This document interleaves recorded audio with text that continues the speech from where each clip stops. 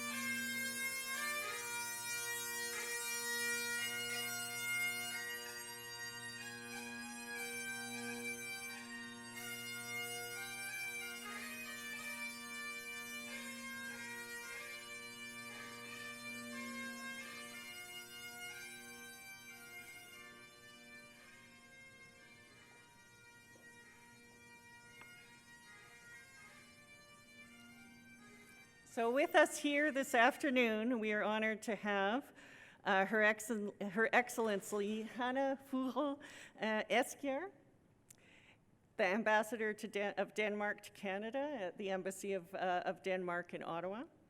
We have His Excellency Roy Eriksson, Ambassador of Finland to Canada and at the Embassy of Finland in Ottawa. His Excellency Jon Elfedal Fredriksson, Ambassador of Norway to Canada, Embassy of Norway in Ottawa.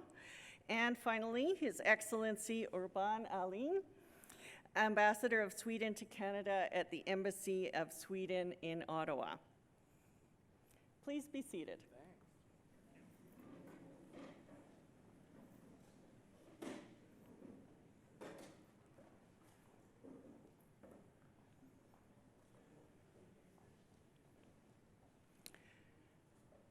Welcome to University of Calgary on this beautiful day and on a week in which we mark our commitment to truth and reconciliation.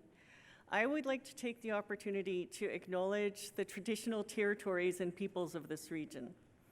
The peoples of the Treaty 7 region in southern Alberta include the Blackfoot Confederacy, comprising the Siksika, the Piikani, the Kainai First Nations, as well as the Tsuut'ina First Nation, and the Stoney Nakoda, which includes the Chiniki, Bearspaw, and Wesley First Nations. The city of Calgary is also home to Métis Nation of Alberta, Region 3.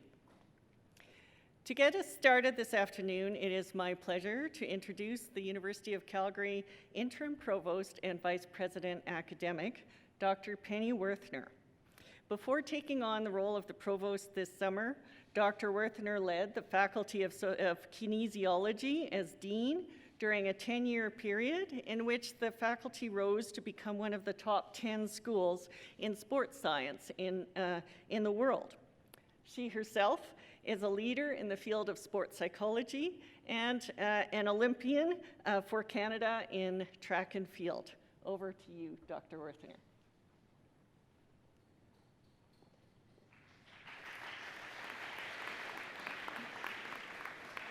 Thank you, Carol. That was a different lifetime for sure, but good afternoon. Welcome to our ambassadors, certainly to the University of Calgary, and thank you all for being here. It is our great honor to be your host today.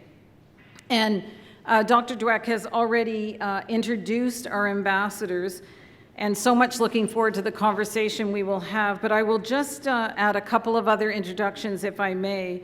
So first of all, unfortunately, the Ambassador of Iceland is unable to be with us. But I would like to thank, actually I have two other, a warm welcome to the Minister Jason Luan, who is with us, who's the Honourable Minister of Community and Social Services, Government of Alberta. Thank you for joining us. And thank you for joining us for lunch today. And also the Honourable Lois Mitchell. Great to see you, Lois, a good friend, the former Lieutenant Governor of Canada. That would be good, eh? Of Alberta. And I'd also like to thank our sponsors, the Calgary Consular Corp, the North American and Arctic Defense and Security Network, the Canadian Global Affairs Institute, the NATO Council of Canada, so critical, the Canadian International Council. And of course, I'd also like to thank the main organizers of this event. Organizing an event like this is never easy, and we certainly appreciate all the hard work that goes into to getting this done in a terrific way. So Judith Romachuk, the Honorary Consul of Finland, thank you very much. Ruth Klinkhammer of the Canada West Foundation, Laura Kuzma from the Embassy of Finland, Dr. Rob Hubert from the University of Calgary's Department of Political Science, and Faye Salinas from the University of Calgary International Team. So thank you all for being here. The forum is certainly timely, but unfortunately, or I guess I would say unfortunately, not for perhaps some of the best reasons, as Russia's unprovoked invasion of Ukraine is affecting all of us. And it's certainly affecting NATO, both in how NATO is responding, but also in the composition with the recent addition of both Finland and Sweden. And I'm sure the ambassadors today are going to have many insights and analyses to share, and we absolutely look forward to listening and engaging in this conversation with each of you. I'd now like to invite Dr. Dweck back to introduce our opening speaker and say a few words. So very much looking forward to the conversation, so thank you for being here.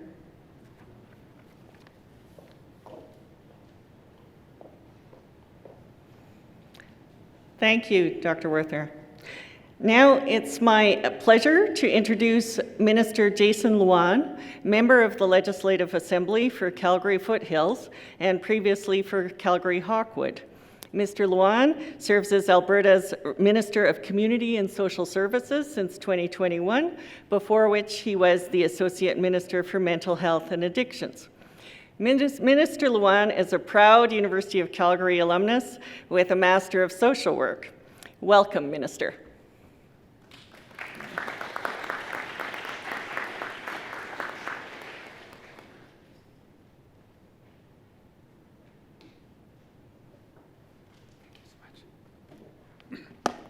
Thank you so much for that kind introduction. Good morning or good afternoon, everyone, and so nice to be here. My name is Jason Luan, Minister of Community and Social Services, but today, really, I'm here on behalf of Premier Jason Kenney and all my government colleagues to welcome our international ambassadors, special guests visiting Alberta, and having this very important conversation here. Let me officially welcome all of our members on behalf of people of Alberta. So it's my honor to welcome a distinguished guest, His Excellency Urban Ahlin, Ambassador of Sweden to Canada, His Excellency Roy Eriksson, Ambassador of Finland to Canada, Her Excellency Henning Fugh Arishar, forgive me if pronunciation is off, but heartfelt welcome to you, to Alberta, to Calgary here. And of course, His Excellency John Aveda Friksen, Ambassador of Norway to Canada. Welcome again. Give him a round of applause, please.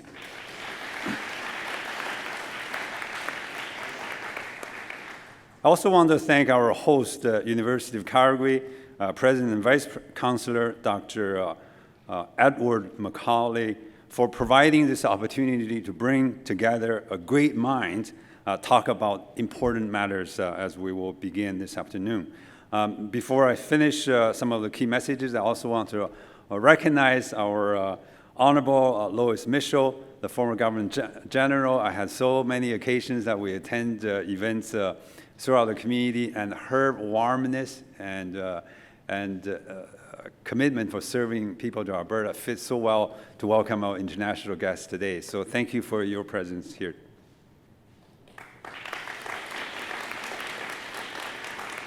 Thank you also to Honorable Consul of Finland, Ms. Judith Ramachak. And I call Judith one of my friends. We attended some other events together throughout the years when I served for public.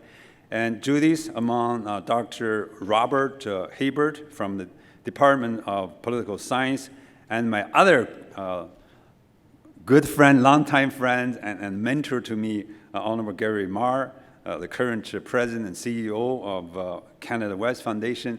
I believe it's the three of them are the mastermen of getting this event going and make it happen. So on behalf of Government of Alberta, thank you so much for the work you've done behind the scene.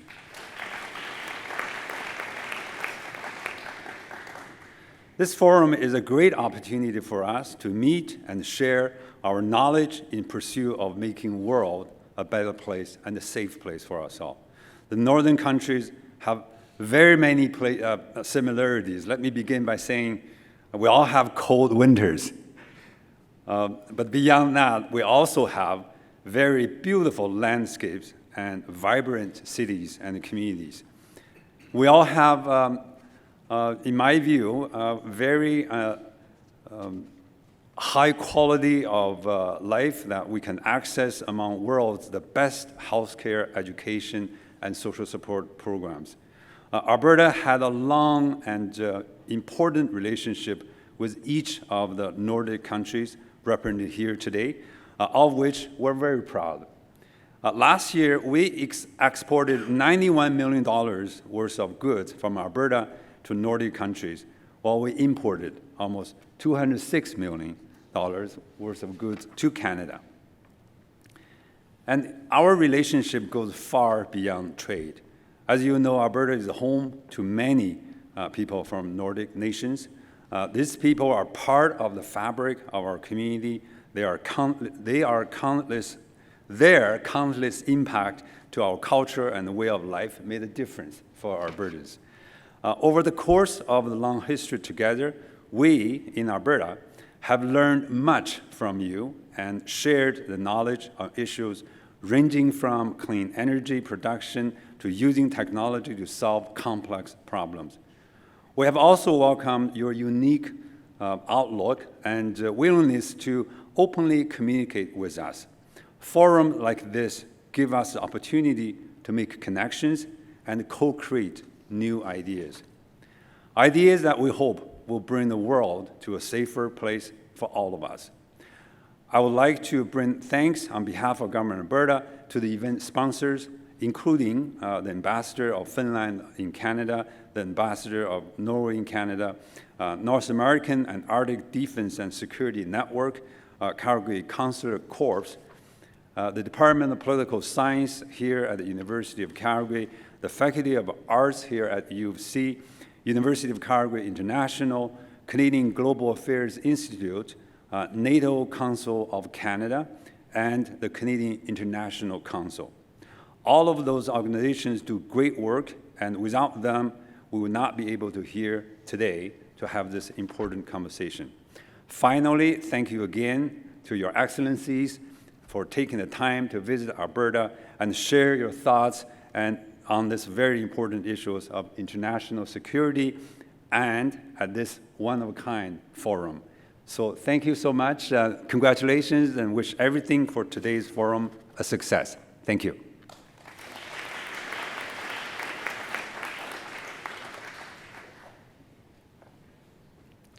Thank you very much, Mr. Minister. So the moderator for today's forum is Dr. Rob Hubert. Dr. Hubert is an associate professor in the Department of Political Science, specializing in international relations. He is a senior research fellow with the University of Calgary Centre for Military Security and Strategic Studies, a research associate at the Arctic Institute of North America, also at University of Calgary. He is a senior fellow with the Macdonald-Laurier Institute, a fellow with the Canadian Global Affairs Institute, and a past board member for the Canadian Polar Commission.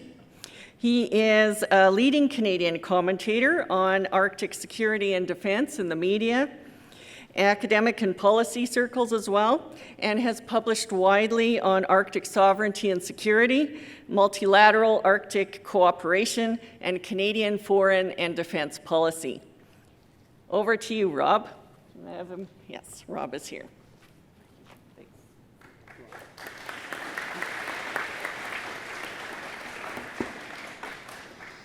Ambassadors, welcome to the University of Calgary. Audience, outstanding to see all of you here. We're about to embark upon a conversation, a discussion of what many are now starting to characterize as an existential threat to all of us. The whole issues of what we are seeing occur before us as we go forward and understanding what we see in terms of Arctic security is something that touches each and every one of us. And so we are indeed very honored and privileged to be able to hear from our friends, our allies, in terms of how they are understanding some of the issues that they are facing right in their backyard. The format that we'll be following in terms of our discussion is we'll begin the discussions with several questions on terms of some of the challenges that all four of their nations are now facing. How, in fact, they are responding to this very frightening and changing international security environment in which the possibility of even threats of nuclear war are now being bandied about from some of the leaders that would, of course, oppose the rule of law and democratic institutions that we've had. And so we're going to be very privileged to begin with the discussions in terms of the various thoughts and analysis and wisdoms that we can get from our four ambassadors. And at one point, we will, of course, open up for your questions, your discussions. I would, of course, ask everybody to make sure that when you are addressing the ambassadors, you are addressing them as a question rather than as a statement. If you want to engage, if you want to talk, we've also scheduled a reception at the end. And as part of what our overall objective here, to make the University of Calgary one of the most important centers of excellence when it comes to understanding the shared thoughts of our Nordic friends and allies. Obviously, our ambassadors have very graciously agreed to stay to be able to share and engage with some of you. Now, before we start in terms of the insights in that, I want to make a couple of just very quick thanks and observations. First of all, I would like to thank Judith Romanchuk. She's anyone who knows her knows she's a force of nature. This entire event started when, of course, that I'd been appointed director of the IR program in political science, and Judith, never to lose an opportunity, immediately is phoning and saying, hey, let's maybe we can get my Finnish ambassador to come and speak to your class. And literally through a whole series of fortunate events, none the least that we had, of course, the 5 ambassadors that were going to be coming, we were able to develop into what I think is a premier event in the annals for University of Calgary. These events, and many thanks have already made to the various organizations, so I will not go through, but there are 3 individuals I need to absolutely thank. To say administration may not necessarily be my biggest strength meant that a success of this came off because of the assistance that I had. So without Bonnie Walters, Faye Salin, and Rosaria Gonzalez, quite frankly, this wouldn't be happening. So ladies, thank you very much for all of your very hard work on this.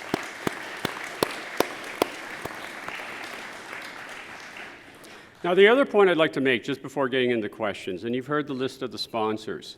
The sponsors represent those organizations here at the University of Calgary that find these topics fascinating and work hard to try to facilitate. I would, particularly for the students, Avail yourself of these different organizations. If you hear, for example, something that's interesting, if you're a senior student and you want to write a paper, you want to pigeonhole one of the ambassadors or all of them after and say, you know what, I want to write my paper, I want to write my thesis. Think in terms of publishing with the International Journal, the premier journal for Canadian foreign policy that's published by CIC. You want to get involved, go talk to Adam Frost, who's here from the CDFAI in terms of other actions. You want to hear about the expertise of different countries, you go talk to the CCC. I'm just suggesting at the end, once you're fired up from all of the knowledge that we're just about to be drinking from, that if in fact that this does elicit further thought, you've got the organizations here to take advantage. So I'd like to thank the sponsors, I'd like to thank the organizers, and I'd like to get the show underway. So the way that we are going to be beginning it is, of course, addressing some of the key issues. We've seen in the news, anybody, of course, I appreciate that probably each and every one of you have seen the recent attacks on the gas pipelines, which of course are being part of this overall complex of a new Nordic environment. The fact that, in fact, that when we talk about Arctic security, we now have to recognize the changing landscape. And so, therefore, I'd like to begin our discussions about the critical issue that's before us. And that is, of course, the fact that the security structure, and specifically NATO, is literally changing before our eyes as a direct result. We now have the situation that both Sweden and Finland, long-term neutral countries in terms of the Nordic infrastructure, are seeking membership within NATO, and all NATO countries, with two exceptions, have in fact ratified the agreement, and so we can be expecting this. So I'd like to start off with Ambassador Eriksson. Can you please share with the audience some of the forces, some of the factors in which Finland, of course, moves from the environment of its long-standing neutrality to seeking out NATO membership, and if you can share with the audience how some of the thought processes and what you ultimately see that will be meaning. Thank you, Rob, for that very good introduction to this session of our participation in Calgary University. It's an honor to be here, and especially on a topic to discuss about the shift in geopolitical security after the Russian attack on its sovereign neighbor, Ukraine, in February this year. I have been asked many a time, why is Finland applying to join NATO now? And now I would like to give you the narrative, the reasons behind why we did this step on a path where the steps were already put into place some decades ago. For us, it was, of course, a shock when Russia attacked Ukraine, a sovereign country with internationally recognized borders. We had always thought that we had good relations with Russia, and Russia would respect international law and respect international borders. So when that happened, we understood that there was a totally new game in town. The Russians had already talked about spheres of influence before the attacks happened. We saw that there were 100,000 troops gathering around the Ukrainian borders, and one of the issues that President Putin was putting up was that NATO should not enlarge, and there should be the spheres of influence which Russia would kind of dominate. And of course, this didn't go well in us, in Finland, because we believe in our sovereignty, and we believe that we have the right to choose our own national interest and national paths on security matters. And the mood among our citizens changed as well. There was an outpour of solidarity with people in Ukraine, And we like here in Canada, we were collecting money, collecting goods, sending. It was grassroots events. I remember one couple, two women who just decided, they packed up a van full of goods and drove from Finland to Ukraine to deliver these goods. So there was a genuine feeling that we want to help. And very quickly also the idea of joining NATO got a bit of traction. Many Finns drew the parallel in history to the Winter War of 1939, when Soviet Union attacked Finland without any provocation. Already in early March, according to the opinion polls, 62% of the population was for joining NATO. And that was, a couple of weeks after the war broke out. If you put this in historic perspectives, it had never been over 30%. It had grown close to 30%, but it was always around 20-25%. So in 2 weeks, it went to 62%. And of course, the Finnish government looked at the situation as well and sensed also the change of mood among our citizens. And preparations were put into motion. As the issue of joining NATO is not something you take lightly. And we are a Western democracy. We believe in democracy and how democracy works. So the government didn't want to have this decision to be a top-down, this is what we're going to do, and the citizens should just acknowledge it. No. The government decided to have a proper discussion in the parliament. They first prepared what we call a white paper, stating the facts, what has happened, what the future might look like. But there was no recommendation. It was just factual paper. And that was given to the parliament on the 13th of April. And it took a month of deliberations, and then the government gave another policy paper recommending, based on the discussions, the dialogue with all the parties in the parliament, that the best way forward is to put down an application and join NATO. And if you think that the Russian attack was on the 24th of February, already on the 17th of May, we decided that we would put in an application to join. So when it is crucial, we Finns, we can move very fast without forgetting the democratic ways to do so. We are very happy about the situation where we are with the ratification process. Thank you, Canada, for being the first one to accept Finland's and Sweden's membership plea. There's, as Dr. Huber was saying earlier, two nations lacking the ratification, but I'm not worried. Last time the NATO enlarged, it took 1.5 years for all members to ratify it, and we are now talking about since the summer, so it's only a few months that has passed. So I'm pretty confident that the remaining two states will get the ratifications done in the near future. But what will Finland bring to the table? And why we believe in our case that we actually are bringing to the table something that benefits not only us but NATO.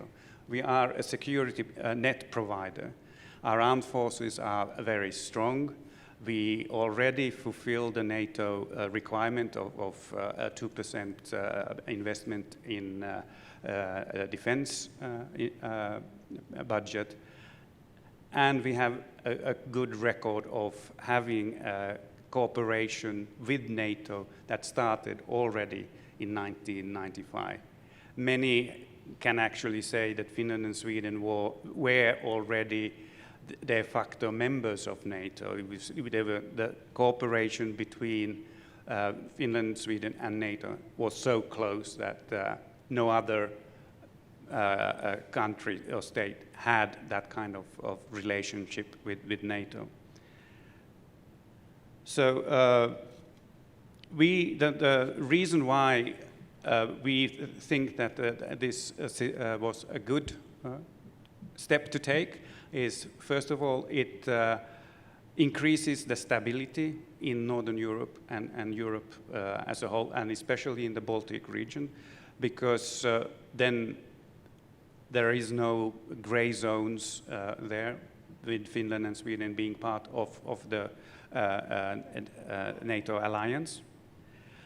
It also enhances NATO's capabilities, because we bring so much, Sweden and Finland, to the table that other resources can be put elsewhere.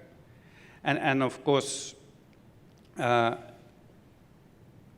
as a member, we will take all the obligations that come with the membership. So we take all member states' security concerns in earnest.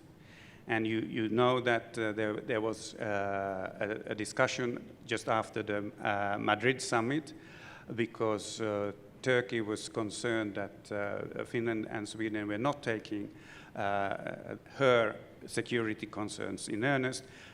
But we have signed an agreement that we are all three countries looking into it and doing our best to solve any issues that might come up. But just in summing up, I would say that the fundamental change in the security environment led to the fact that we needed to reevaluate the situation. The process towards NATO membership wasn't democratic, well thought, but swift.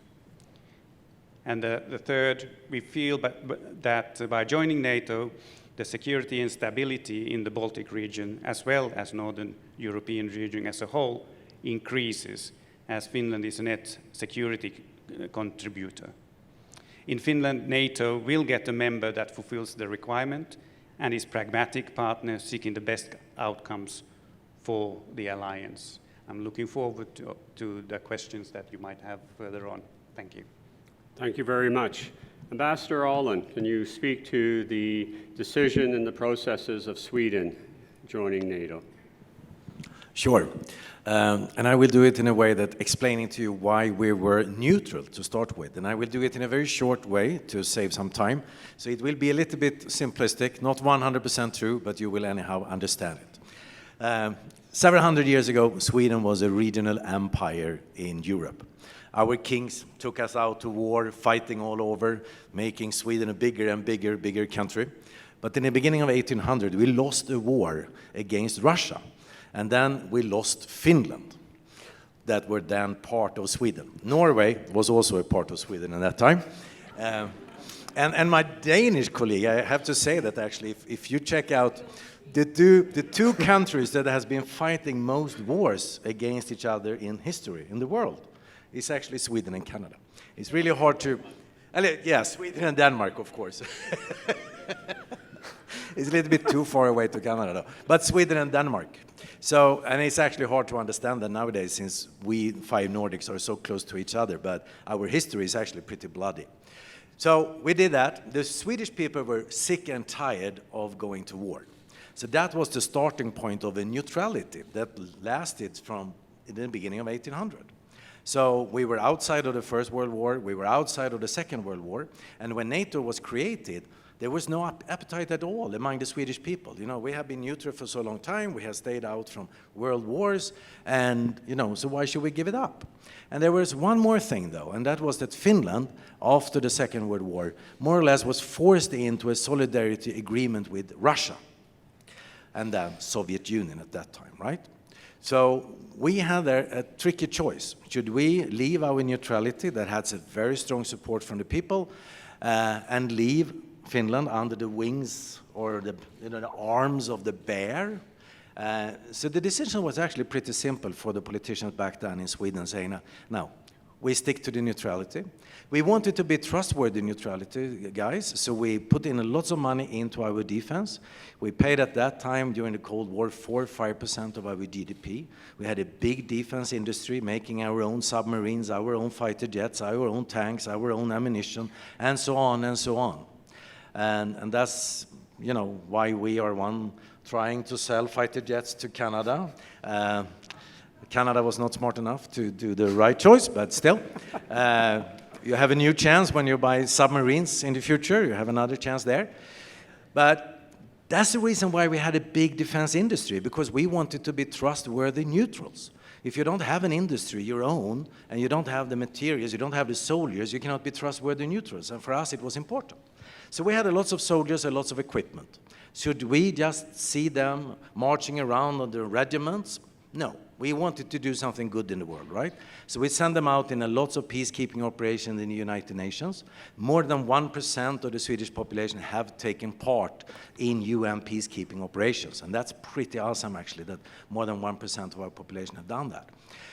Fast forward, Soviet Union collapse, and suddenly we are there. Who can you be neutral between now, right? There is only NATO left. So there was a discussion in the beginning here. What does this mean? And it was a discussion in NATO. Should we just give up and close the shop and go home? But you know what happened in Europe? Bloody war started on the Balkan. You have the civic war in Yugoslavia, bloody wars happening, and the UN couldn't do anything. The European Union couldn't do anything. So actually, these organizations turned to NATO and said, hey, we want you to use your capacity to implement peace into this region. And both Sweden and Finland then saw, yeah, we also want to do our part. So we started a closer and closer cooperation starting there with Partnership for Peace with NATO, and so on and so on. So in all EU operations, more or less, Sweden and Finland has participated in all of them. In all UN-mandated NATO operations, Sweden and Finland has been part of that. So when Roy is saying, that we were very, very close to NATO during this process, that's absolutely true. So I would say that when the Russian president says that Sweden and Finland don't really have a choice, I want to prevent them from becoming members. If he really wanted us to stay outside of NATO, that was, the most stupid thing he could say. Because that's left all the Swedish and the Finnish people into a situation where he's not going to decide what we want to do. So the decision was pretty simple for all the political parties back home from left to right. The left party is still against, the Green party is saying, we are really against NATO, but if we take a decision to join, we're not going to change that later on. So there is a vast majority in Sweden for joining NATO as well. So we are security providers and have been that for a long period of time. These two countries are not running into NATO and saying, oh, it's a fire next to our backyards, we need your support now. It's not about that. We need to be united against Putin. He said that he wants to create how the geopolitical situation should look like in Europe. One very good message was that Sweden and Finland said, no, thank you, Mr. Putin, you are not deciding what we want to do, therefore we apply for a membership of NATO. And everything that he wanted to achieve with his war against Ukraine has been totally in the wrong direction for him. And this is one part of it that is really, really important. We are very happy to soon become members. I'm pretty sure Hungary and Turkey will soon ratify and deposit the ratification instrument in Washington. And we are really looking forward to have a great cooperation with Canada, that all these 5 Nordic countries share so many values and norms and ideas with. So we are really looking forward to working together with you in NATO future. Thank you. Thank you very much. Ambassador Isha, as one of the long-standing members of NATO, you've worked very closely, of course, with your Swedish and Finnish colleagues in a whole host of other security forums and environments. What does it mean now having Finland and Sweden joining on a formal basis with NATO? Does that change the security complex of Denmark, or is this in many ways just a continuation? Perhaps you can share some of your thoughts of what this means going into the future. Thank you very much, Rob, and let me just say thank you on behalf of all the Nordic ambassadors here to Alberta and for the organizers, and also welcome to the live audience. We're very happy to be here as Nordic countries. As Urban was just saying, we share so many, both how we work, but also the direction we want to work in with Canada. And I can just say that it's a very natural thing for Denmark to have Sweden and Finland join. This is, we have been working so closely in military cooperation for a long time. We are already supporting each other. We are already looking at, like, when we talk about security today, it's so many more things than the equipment and when we focus on. It's also the hybrid, it's energy, it's so many other issues. We are already very closely connected. We have for ages had a passport union. Our people, we work and we travel between our countries with no limitation. So this is kind of the context of what's happening right now. And I can tell you that my colleague in Washington, she was running with our instrument to welcome Sweden and Finland, to be the first ones to hand it over in Washington. I don't know how it happened. You are very efficient here in Canada, but you beat us with a few minutes. I think that is just to show how eager we were to have our friends and neighbors and brothers. We call each other Nordic brothers and sisters for a reason, as part of NATO. So what will it change? Well, I think it is a very strong signal. We are seeing tectonic plates shifting at the moment, many of them in very bad directions. But some of them, the kind of the DNA of our structure in the West is not shifting. So what this Sweden and Finland becoming part of NATO is a clear sign that the institutions that we have decided to build together, they are actually working. They are necessary. It's very good that we didn't close the shop back then when we thought everything was peace and harmony. No, we need these institutional foundations for our cooperation. We need a clear signal of rule of law, and we need to show that we're willing to defend our values and we're willing to defend what is kind of the rules that bind us together. So I think that is the most important. The EU, the NATO, all the things that we are doing together, also the UN, the institutions are working. Yes, they are challenged. Yes, there are stakeholders that are not playing by the rule book that makes our life very difficult sometimes. But keeping that faith in the institution, I think that is a very important part of what we're seeing right now.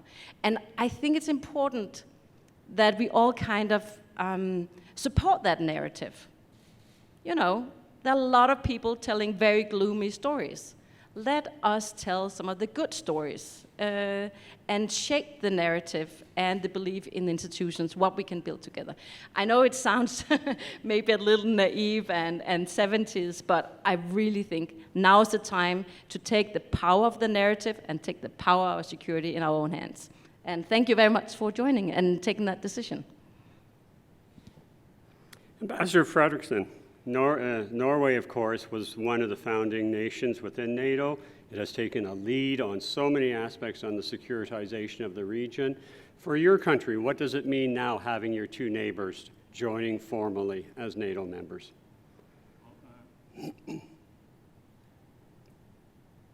Thank you for that question. So, well, just first to continue the history lesson, since we started with it already. And there's a point here, so bear with me. It's true that Norway was a founding member of NATO, but there's a history to that as well. As Urban was pointing out, Norway, like Finland, was subject to the Danish and the Swedish empires for centuries.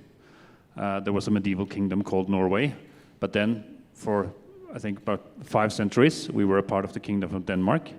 And then from 1814 to 1905, we were in a personal union with the Swedish kingdom and became a fully independent kingdom ourselves again in 1905.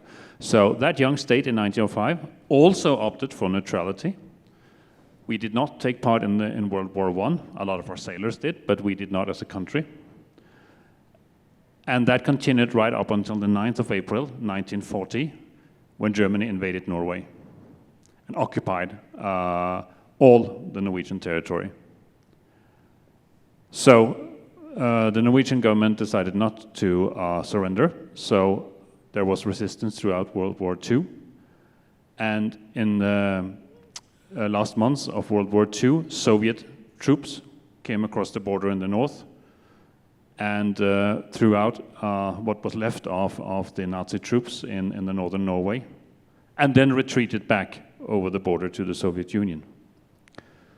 And why they did that, I'm not sure historians even know this day why that happened.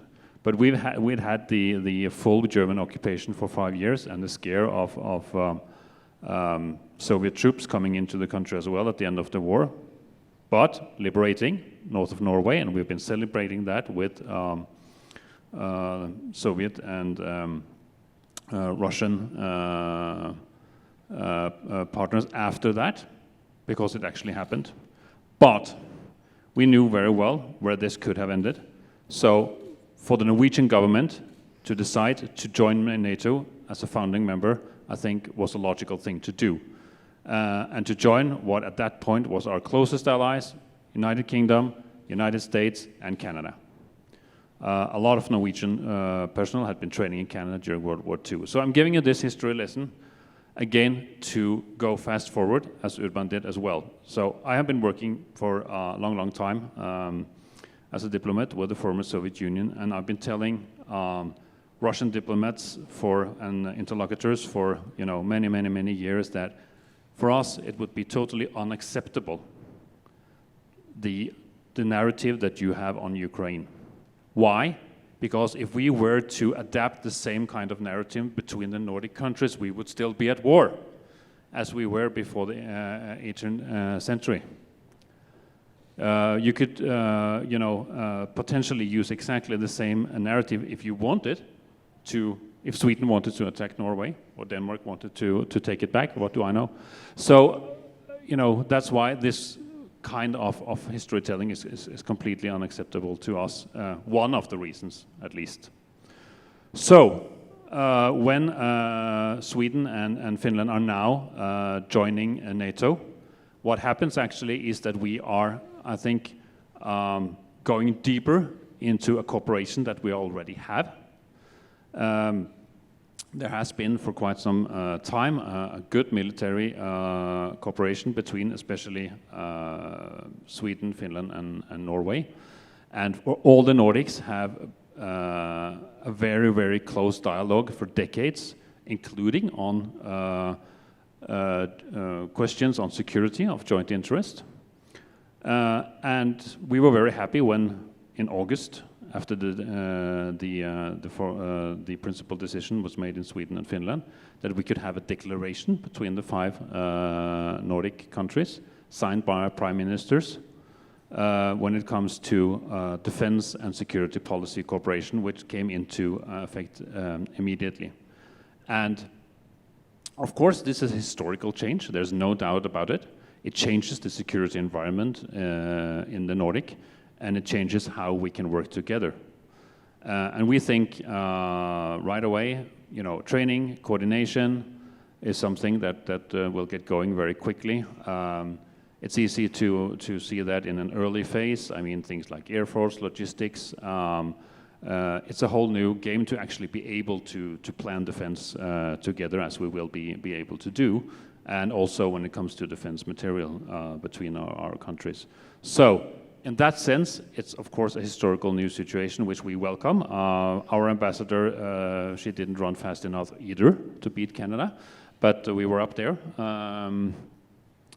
And at the same time, I'd also like to say, and I think that's an important point, that Norway, as a long-time NATO member, we have been the eyes and the ears of NATO in the North Atlantic. That's how we like to phrase it. And we will continue to do so. So we will continue to do what we have always been doing as a NATO member, both when it comes to deterrence and reassurance, and keep doing our job in the North Atlantic, at the same time as we are now going to work much closer with our Nordic allies. Thank you. Ambassador Eriksson, as Finland joins NATO, you of course will find yourself one of the closest countries to the Russian nuclear capabilities in the Kola Peninsula. We've been hearing continuous threats from President Putin about the possibility of the utilization of nuclear weapons, the type of threats that we have not heard from the worst days of the Cuban Missile Crisis. How serious should we be taking that? How serious does Finland have to take that threat? And what do you have to do to prepare for what seems to be a new era where the Russians seem to be very willing to talk about nuclear war and seem to be developing the capability to actually fulfill on that threat? Well, Hello? Well, we have been under the nuclear threat already since the Cold War, because the missiles have a range that would reach Finnish soil. So in that sense, there is no change. Of course, yes, on the Kola Peninsula, there's been a build-up on more of the nuclear arsenal, but it's something that we've learned to live with. What we think is irresponsible to so lightly talk about the use of nuclear weapons.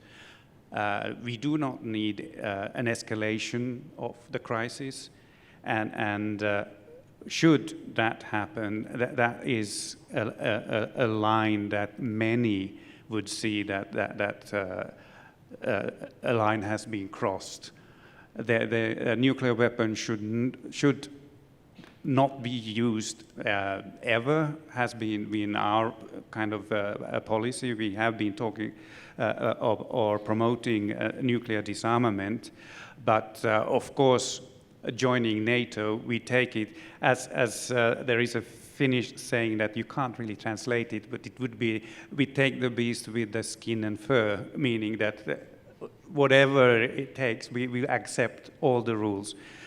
I have been also asked, will Finland accept nuclear weapons on its soil or NATO soldiers? And I just have to say the discussion of these topics is not now, because we are not a member yet. That is something that has to be discussed after we have become members. And what I can draw from our membership in the European Union, we are also always been told that we are a bit naive because we follow all the rules and regulations to the dotted lines, to the T, I mean everything, when other EU member states are more flexible in their interpretation. But we are earnest. Pacta sunt servanda. If we join something, if we are part of an agreement, we fully serve it. But coming back to the threat of using nuclear weapons, it's irresponsible. And we are concerned that Mr. Putin seems to refer to the use of them very lightly. And of course, that is something that makes us feel uneasy. Thank you. Ambassador Ishaw, in the midst of this changing Arctic security environment that we face, many have actually missed it, but I think that it needs to be celebrated that Canada and Denmark were able to solve one of the longest term sovereignty issues in terms of over the ownership of Hans Island. Can you take us through a little bit in terms of how this long-term, this issue that has been in existence since, well, both countries declared their extended continental shelves, or EEZs, I should say, that we have been able to solve, what it means and what that speaks to the larger relationship between Canadian Arctic security and Nordic Arctic security? Thank you, and I hope you didn't miss that big historic event that we signed in June in Ottawa, where we had the Greenlandic Prime Minister, the foreign ministers of Greenland and Denmark and Canada signing this historic agreement. As you say, Rob, it's a thing we've had on our agenda for 50 years. For 50 years, we have disagreed the ownership of that little piece of rock in the very, very, very northern part where Greenland and Nunavut are very close to one another. Your Foreign Minister, Melanie Joly, she said that it took, I think, 26 Canadian foreign ministers to do a deal. So honestly, to me, it's one of the proudest moments I've had. This was the dream when I became ambassador to Canada, that we would be able to solve the Hans Island conflict. It is not a thing of today between two democracies, two close allies to have a sovereignty issue. So I think it's been like a thorn among diplomats, among our lawyers who have really been, our legal experts who have been working on finding a good solution to the Hans Island. So what took us there? I think it was a mutual will to solve it. And I have to say that the timing was perfect. This agreement allowed us to show the world after the invasion of Russia of Ukraine, that rule of law matters, that you can solve even difficult conflicts by diplomacy, by sticking to the rules, by keep talking to one another. And I think it was kind of settled in 2008. We made the Ilulissat Declaration, where we agreed, all the Arctic coastal states, that whatever happens in the Arctic, it will follow the law of the sea, and it will be based on dialogue.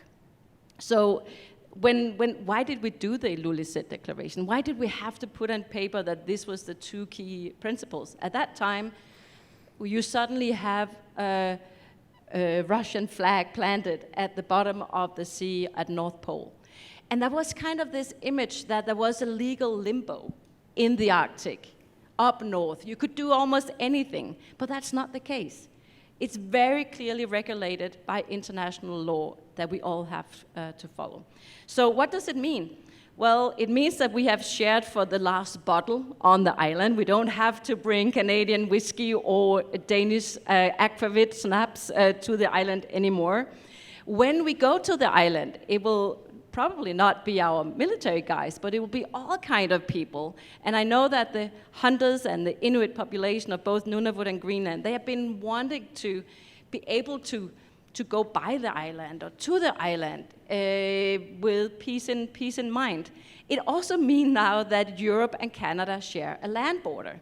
Isn't that amazing? We have a piece of land where we actually have a border. And it also means that we have the world's longest continuous maritime border, almost 4,000 kilometers long. And looking into the future, we have also solved part of the continental shelf where we did have overlapping claims. So I think this is a clear signal. We can solve issues. Rule of law is actually a foundation piece of how we work. And if you're patient enough, you will actually be able to solve it. So to the Arctic, I think geopolitically, we see the security in the Arctic being challenged. I think we are all worried. Right now, the Arctic Council cannot work because we don't want to work within the framework of the Arctic Council where Russia has the chairmanship, as long as what we see is going on in Ukraine. But still, we need to be able to have a forum, a place where we can find solution to the benefit of the peoples living in the Arctic, because they are the ones paying the price at the moment. So I think this is actually a very clear signal. We want to continue working in the right direction for a low tension in the Arctic. I think the island is a beautiful place to start. Thank you. Thank you. Well, that then leads Ambassador Fredriksson. Norway is slated to take over the chairmanship of the Arctic Council following the Russian chairmanship. And of course, as most people will be aware, the Arctic Council has been put on pause. Where do you see, in terms of the preparation for taking over this key element of Arctic cooperation and security, what do you see in terms of the future for the Arctic Council? What are the Norwegian plans? And how do we deal with Russia? Well, thank you. Very good question, and probably demands a long answer, so I'll try to be, be relatively brief. As you probably know, right now there are ongoing discussions between our Arctic officials on how we can proceed without having Russia in the council. They have been suspended for the time being. Hopefully we will get to a point where the other members will be able to continue to do some of the important work that the Arctic Council is all about. And I think what we have to realize that the Arctic Council, of course, it's a political council in the sense that it brought together all the Arctic states, and we were able to show, as Ambassador Essia was saying, that the Arctic, after all, has been a low-tension area. But it wasn't just about that. It was very much about climate change, and it was also about indigenous people, and it was about a lot of issues that are actually very pragmatic that Arctic states need to solve together. So clearly, I think when we move on, and we are now from the Norwegian side looking into how we can prepare a chairmanship. As we move on, for now without Russia, it's clearly important that we find ways to deal with those issues that we have to keep talking about. Maybe it would be different if the Arctic Council was just, you know, a summit now and again. You can cancel summits, but we have working groups. We have a lot of really important stuff going on the science side within the Arctic Council, and I think we need, as Arctic states, to continue to address those issues. So there's definitely a lot of active work taking place right now to see how we can continue to address those important issues. And I don't know if you implied at the end of your question that the Arctic Council itself could develop into a forum for discussing security policy. I don't think. I think for those around the table here that we would think about the Arctic Council as to be mainly about the issues that I mentioned. And that we will use that as a platform in the future as well to show that we can work together on necessary issues in the north that we need to solve as Arctic states, and not to transform it into a forum for security policy. We think that there are other arenas for discussing that. Calgary, of course, as all four of you ambassadors can appreciate, is an energy town. We are very focused in terms of the development of our energy capabilities, and issues of energy security are at the forefront of many people's minds as we go forward. Obviously, is what we're seeing of the most recent attacks on the gas pipelines in Nord Stream 1, Nord Stream 2, illustrate both a capability and an intent, but they illustrate a greater problem in terms of remedying and addressing some of the issues and dislocations that have come from the sanction regime. Starting with you, Ambassador Irene, I would like your thoughts in terms of what the Nordic approach for energy security, how in the immediate, how do we understand it, and what possible role could Canada be playing to engage on this issue?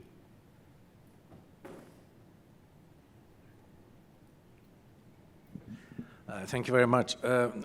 First of all, I would like to say that all the 5 Nordic countries are actually working very closely together when it comes to energy.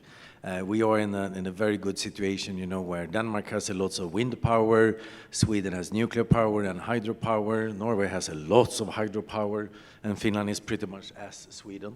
And by that, we also have lots of biomass. So a big difference between Canada and at least Sweden here, and I would say the others as well, is that the heating of our houses very much done by district heating, and then I'm not talking about gas pipelines, I'm talking about biomass, or we are burning waste and we are heating heat water that goes in a district heating system, heating up all the houses. In that way, we have decreased enormous tons of greenhouse gases. But we are cooperating with the 5 Nordics. We have our own kind of stock exchange when it comes to electricity. So I can buy from a Norwegian company to a certain kilowatt price and so on. At the moment we have problems with it though, because we can produce a lot in the Nordic countries, but countries in Europe has been more dependent on Russian gas to produce electricity. And they can also buy from us because we have cables from the Nordic areas down to the European Union. So in a way, you can say that we are importing high prices from Europe, which creates a lot of political turmoil. I can absolutely say that, both in Sweden and other countries in the Nordic area. What we see with the attacks, because there is definitely a sabotage, there is definitely someone who has attacked the Nord Stream pipeline. This is not a kind of a nature thing. It's a bomb that has happened there and destroyed the 2 pipelines. I don't want to finger point to a certain country or a certain organization. I'm pretty sure myself where it comes from, but I'm the Swedish ambassador and we don't want to finger point at the moment. We want to have clear evidence, okay? So I'm not doing that. Everyone here understands what I'm thinking anyway. And the problem we have is that, and I want to have it a little bit broader. We have been living in a time where we are globalists. We are having free trade. We believe in free market. And I was a politician before I became ambassador, okay? So I want to be a little bit off here, saying that as well, that we really believed in that, right? The more we trade with each other, the richer we will be and so on. But it's all dependent on that we can have supply chains that work, that we can trust each other. If I buy something from you, you will actually deliver it to me. And we see that that is very much a question today in lots of areas. COVID showed a lot of that when countries suddenly became very nationalistic and really taking care of their own products. Canada felt that very hard, I must say. You had a neighbor south of you doing a lot of vaccine. Did you get any from them? No. You got them from a factory outside of Brussels in the European Union, actually. I'm not saying that to finger point to the Russians, to the Americans, but it still gives you a little bit of a lesson. So what we really need to focus on, I think, in the future, and I'm sure I'm talking about the 5 Nordic countries here now, that we look upon ourselves as very democratic, very stable, very trustworthy, and if you make a deal with us, you can be sure that we will deliver. And we see now in energy sector, we see it on critical minerals, we see it in so many different areas where there are countries that have these capacities. The Nordics are one group of countries that have a lot of capacities. Canada is another, US is another, there are other European countries. But we also have players from Africa, from China, from Russia and so on. And I'm just saying, we shouldn't be naive. We really need to look and see, where do we have our friends? Where do we have not only supply chains, where do we have trust chains as well? And that's where I think we really need to kick off a discussion among the Nordics and Canada, US, and other European countries as well. How can we create that trust? I'm not against trading with China or with other countries, but I want to be sure that I have the product when I need it. I'm about to open up the discussion for questions from the audience, but before I do so, I just would like to ask each of the ambassadors before us, as we talk about cooperation, as we talk about moving forward, some of their thoughts in terms of how we, particularly here at the University of Calgary, are able to coordinate, to work in terms of addressing so many of these critical issues that we are addressing. Ambassador, if you would care to lead off first. I think it's so important that academia and practitioners and politicians like ourselves, we enrich each other. And too often we work in silos. We talk with the people who think like us. We get the sources from the people who read the same parts of the social media or newspapers. So when I've been an associate professor at the University of Copenhagen because I think we really need to cultivate that bridge also in a very busy day. So what I think a University of Calgary could do is to ensure that it's not a one-off event, but there's these channels of communication that are being kept alive. Like when I was, I've been to Alberta 3 times in 6 months, and one of the times I had a chance to talk with you, Rob. It was not a big formal thing. It was just me coming to Calgary saying to Rob, I really would like to pick your brain.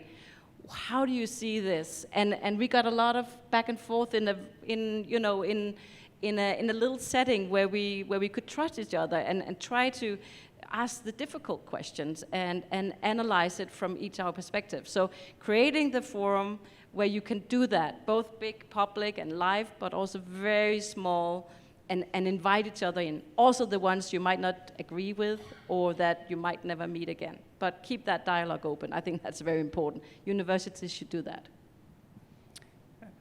Thank you, Hanne. I couldn't have said it better, so what can I add? I think what would be important also is continue and maybe strengthen international exchange, not only students, but also amongst the researchers, because only that way we can kind of spar each other and think of another way of looking at things and maybe create something totally new.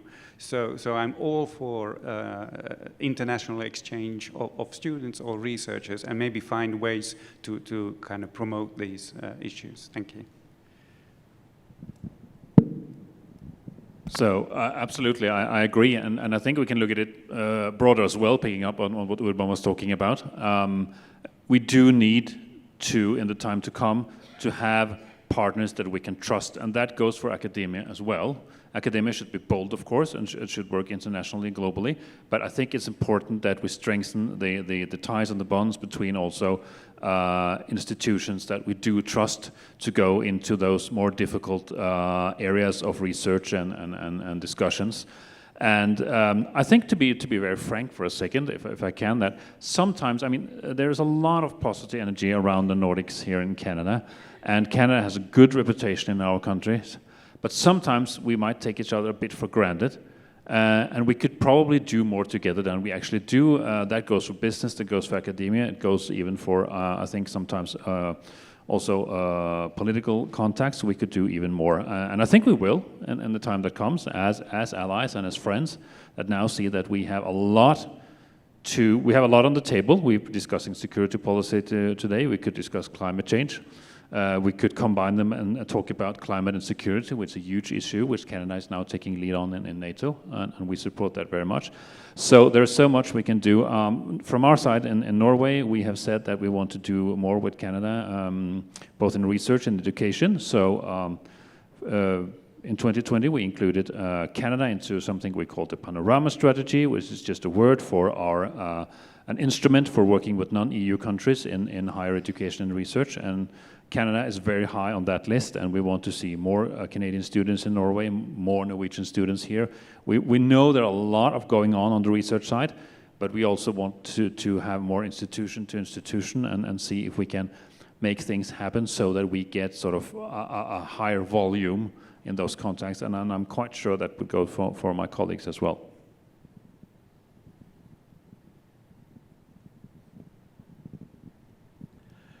Thank you. There is a lots of cooperation already taking place, you know, in many areas. I was visiting Calgary Flames yesterday, and I talked to 5 Swedish hockey players that are here, and I think you need some more. To be honest with you, I think that can be a good thing. You need some more Backlunds and Markströms and Lindholm and so on. Now, take that aside. I just wanted to say something about Russia and where I think we really need to put our brains together. I was traveling a lot to Russia in the 90s and the beginning of 2000. I was appointed by my political party to be there and meet with all the different political leaders. And at that time we were very optimistic because all the Duma members and the Russian political elite, they wanted to go to Sweden, Finland, Norway, Germany, UK, US, Canada to learn from labor market, pension system, everything, because they wanted to create something, right? But in the end of 90s, lots of things happened. We had the bombings of the different apartments outside of Moscow that Putin used to, to say that we need to fight the terrorists in Chechnya and so on, in Grozny. So at that time, the political people in Moscow, the ones that actually were elected in a certain way, right? They kind of gave up and felt that we have no chance to influence the direction of our country. Everything is decided in Kremlin. And the people also started to look away from West and say, okay, you don't want us, we don't want to beg for your money any longer. And they started to think about their kind of imperialistic past and how you know, actually youngsters even told me at that time, you know, the only thing we Russians want is to have our rightful place back in the world. And I said, what do you mean? Is that to be, you know, everyone is scared by you? Is it because you have nuclear weapons? Can't you have the rightful place in the world because of your wonderful language or your ballet or your art or literature or something like that? And they were really looking for something, right? And I have said many times that what they suffered from, and still do, is from a post-imperialistic stress syndrome. I'm not using the acronym. So post-imperialistic stress syndrome. And that has been riding the nationalistic tiger in Russia. They feel that they have lost something, they want it back. Sweden felt the same when we lost Finland. It took a long time before the debate in the Swedish parliament at that time stopped from being, we need to take Finland back. You know, it was a big, big debate in Sweden for decades and decades. But why I'm saying this is that during that period of time, politicians from Europe and North America were there, and we all believe that as long as there will be a middle class, that the market economy starts to work, that people will be more wealthy, they will look and see, you know, yeah, I need to secure my wealth, I want to secure my kids' future. The best way to do that is that I have a democracy, I have a legal system that works, and so on. So we thought that automatically Russia will turn into a more democratic society. I believe that myself. But now I know that that was not the case. You have a strong middle class in Russia today that is applauding everything Putin is doing. So the question is, after this is over, and there is only one solution to it, it's that Russia loses. But after that, we need to have a relationship with the new Russia that comes after this war against Ukraine. And the question we need to ask ourselves then, we don't want them to be an enemy or an outcast or be citizens of the world, but we need to rethink, how do we help them create their society to be a democratic, transparent society? Because it's certainly not enough that they feel rich and that they have a market economy and so on. Must be based on something else. And what is that? That's what I would like, you know, universities around the world to think about. Of course, the one thing the ambassador didn't mention is that before he became a diplomat, before he became an ambassador, he was a teacher. Doesn't it kind of show in that particular context? Okay. In math. Yeah. We'll now open up the questioning to the audience. What I would like you to do is, we have people wandering around with mics because this is being recorded. I would like you to put your hand up. Please stand, identify yourself. If your question is directed to a specific ambassador, please note who, so keep your questions concise so we can get as many as possible. And I'll welcome the first question. Thanks, Rob. My question for the panel is, when we talk about Arctic security and the encroachment of the People's Republic of China claiming ownership or claiming access to the north as well, what is the view on preventing or pushing back on the rule of law, defending the rights and defending the organizations that do in fact represent the Arctic, two which will soon become NATO members? Maybe that's a leverage point as well. And could you identify yourself, please, sir? My name is Brad Robson, and I represent the public sector interested in security and policy for global security. Yes, go ahead, Ambassador.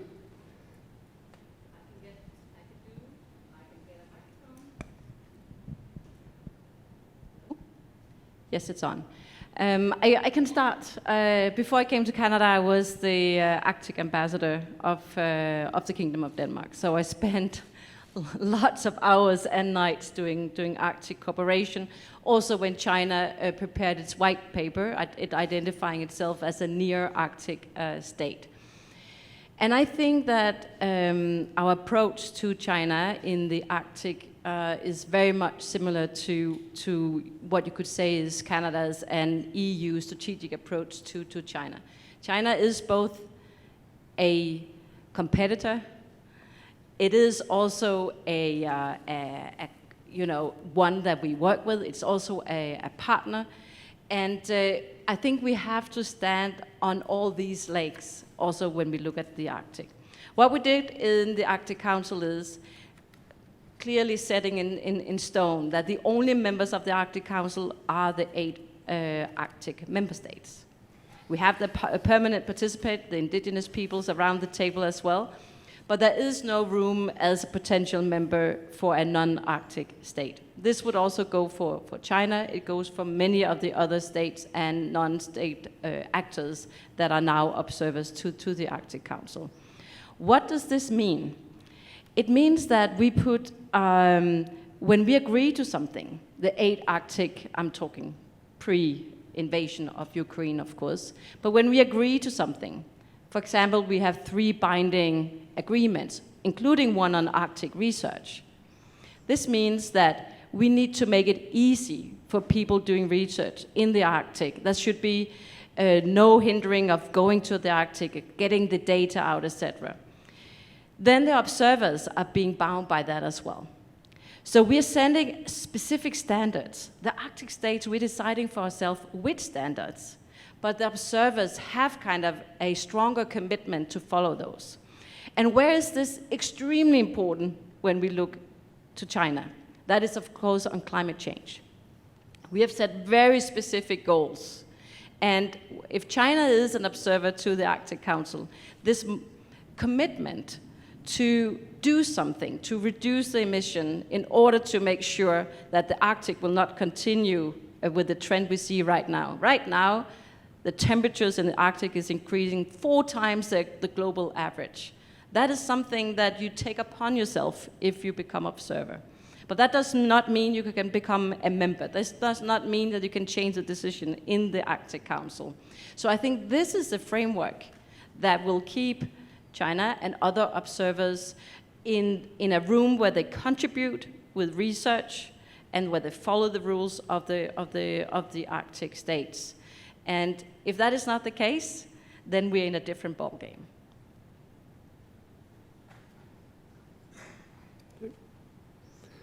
Next question. Am I on? Yes.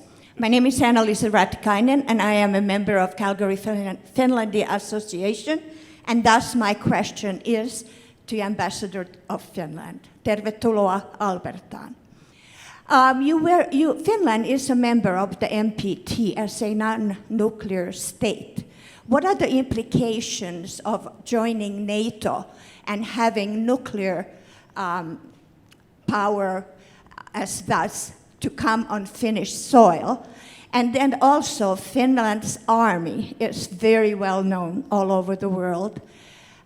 Will NATO membership demand that all the army is available to be sent into any of the countries in crisis?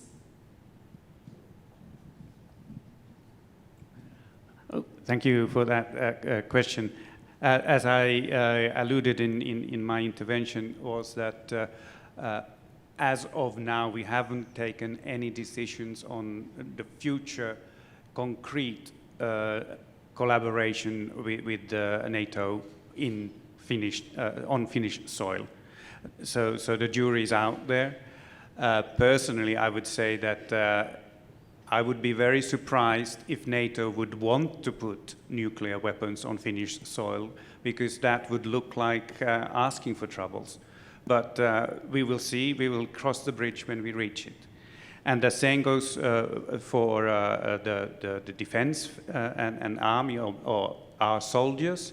It is up to all NATO members. They can decide nationally on how to participate if there would be a conflict. If you're talking about the Article 5, that if an attack on one member is an attack on all, that doesn't automatically mean that then there will be nuclear weapons used instantly.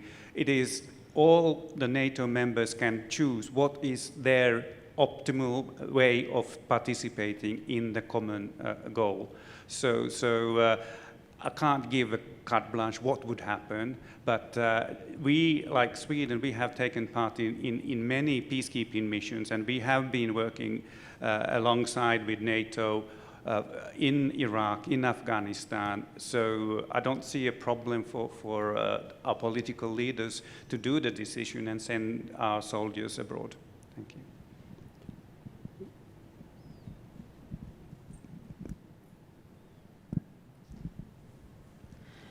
Thanks very much. Jeff Gilmore with the Calgary Consular Corps. This is a general question for all panel members.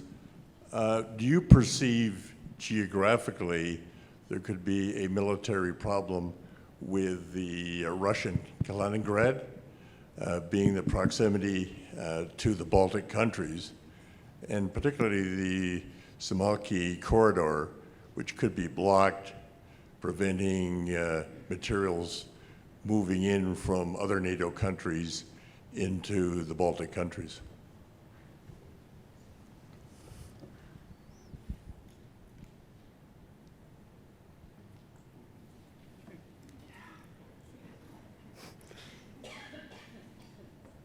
It's a very good question.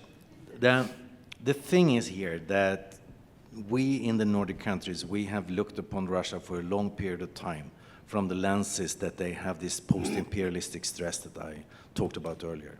And we know that the Russians, like the Chinese, by the way, is trying to push smaller countries around them, you know, to tell them that this is what you should do and put pressure on one after another, so to say, right? And of course, there are other areas as well. It's not only Kaliningrad and their kind of corridor to Kaliningrad. There are areas in the Baltic states where there is a big Russian population. For instance, you know that when you hear Putin saying that we are here to defend every Russian-speaking population around the world, it you know, gives you a certain sense about what he's planning to do, right? But having said that, I think actually it's really good for the Russians to realize that, okay, all these countries now around the Baltic state are members of NATO.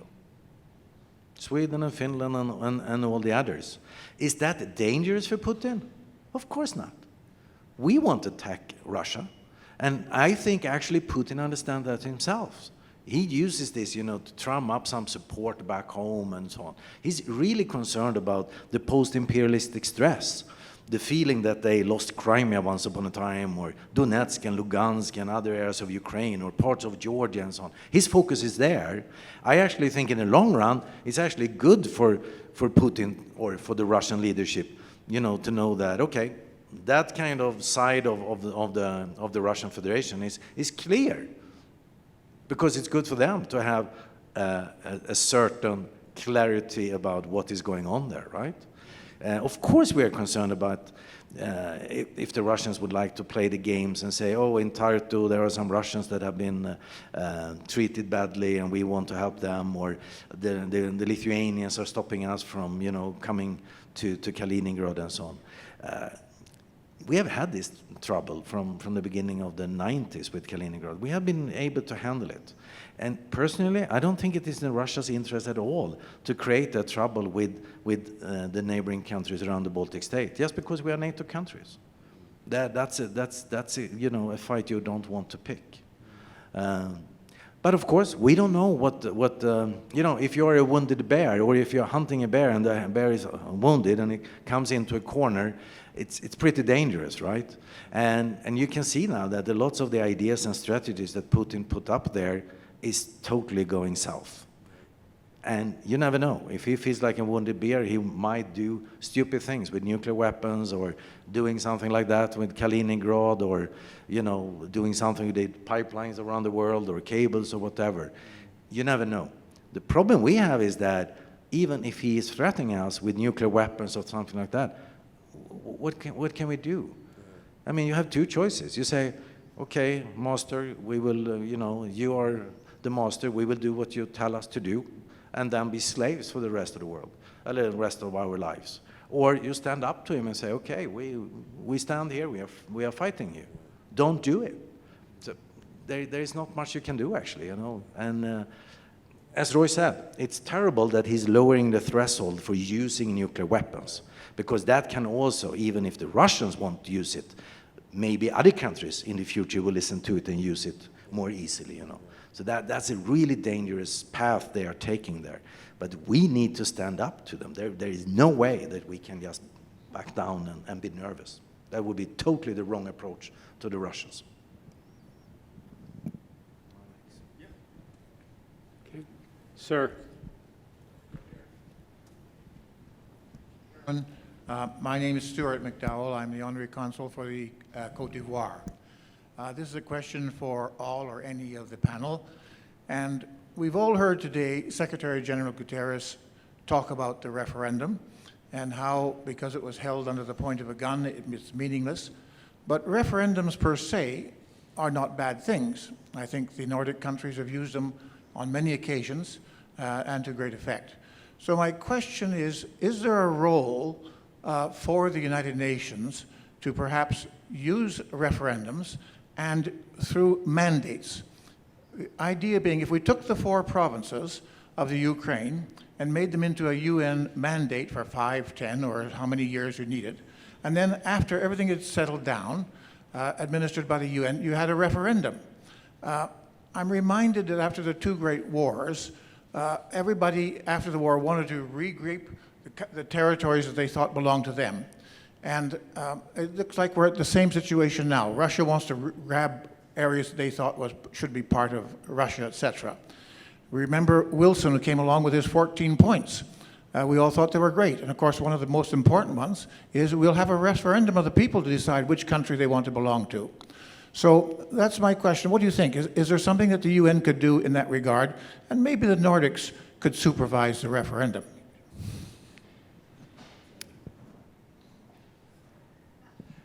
So I'm not sure I can answer your question in a very so easily way that there is a clear answer to that from my part. I just want to say that the situation, and it was actually already said by my Swedish colleague, but the situation we have now is that one country has invaded another, and they have moved to annex territory through so-called referendums that are not really referendums, as they take part, as you rightly said, under gunpoint.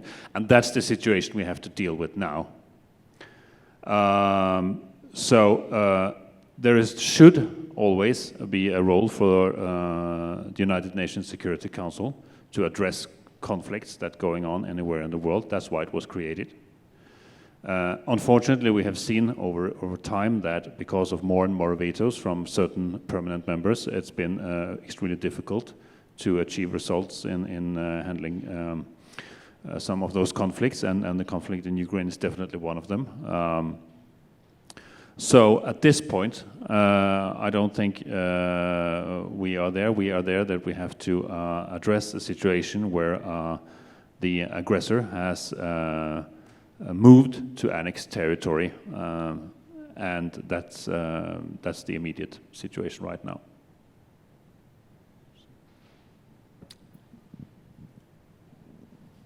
Okay, I'm a diplomat, okay?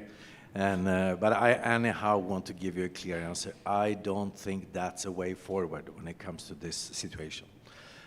Remember that Russia has signed lots of agreement with Ukraine and us about how to treat each other, that we respect the borders and where the countries are. Ukraine actually gave up its nuclear armament just to have a security guarantee from the Russians that Ukraine should not be attacked. I mean, there are so many layers here where the Russians have broken every rule that is possible. So just say that, okay, we take a UN organization and they take this under kind of supervision, and in the future we have a referendum. I don't think that's a road forward at all, to be honest. Personally, I would say no. Well, yes. And I think also an observation, I was ambassador to Ukraine actually from 2011 to 2016. And prior to the then Russian invasion and annexation of Crimea, and prior to the Russian incursion into Donbass, I did not see any signs of any independence movement in either of those territories. I'm not saying that there were not people there who were very sympathetic to Russia and who would prefer their country to be closer to Russia than maybe to the EU. Of course there were. That was a part of the picture.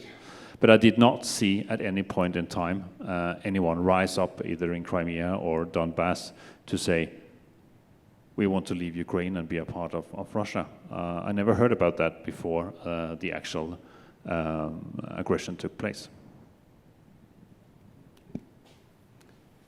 Please. My name is Rob Clifton. My question is, what assurances has Finland and Sweden had to give its Kurdish allies and stakeholders with regards to its policy with the Kurds, even as it assuages Turkey's security concerns in order to move forward with their plans with NATO?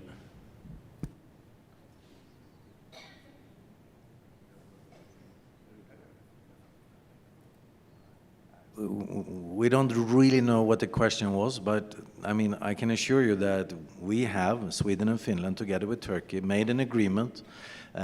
We do recognize that Turkey has security issues, and if they feel or know that there are terrorists harbored in Sweden, we don't have any problem, you know, to put them into prison or extradite them to Turkey if that's possible.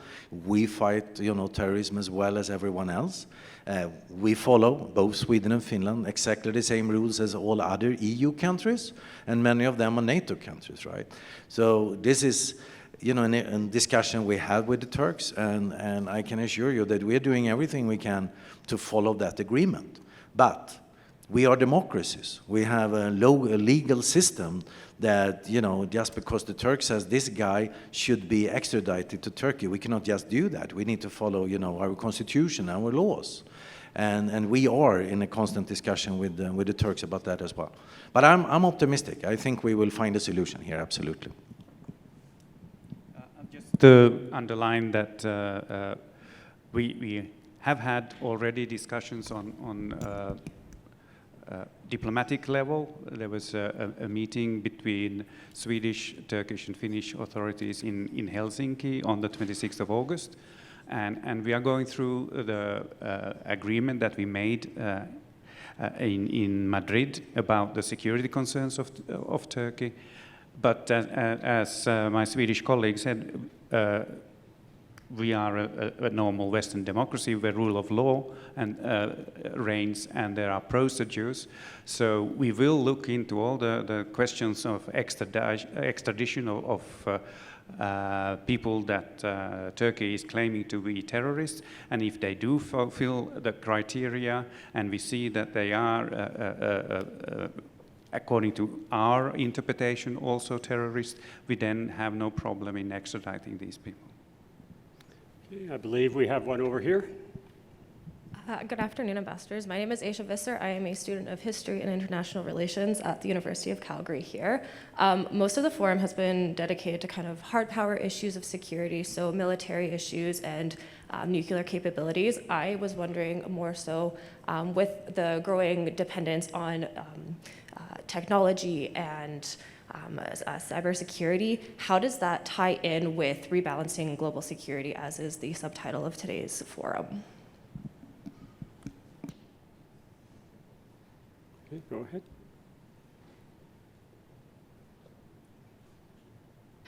Thank you for enlarging the security concept, because I think that is something that is top of our mind all the time. Actually, when you look at NATO's strategic plan, cybersecurity is one of the new elements where we have realized we need to step up our game.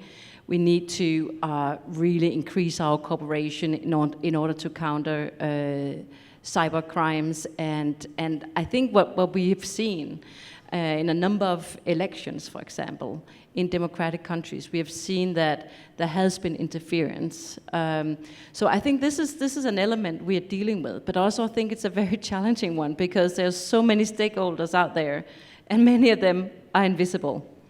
So maybe continuing a little bit on one of the questions of what can we do as universities, researchers, and diplomats together, is really focusing on that all facts are not being questioned, that the narratives and the counter narratives are being given like real priority, because there are a lot of stakeholders out there who would like us to question every single day if there are any facts behind everything that we are doing.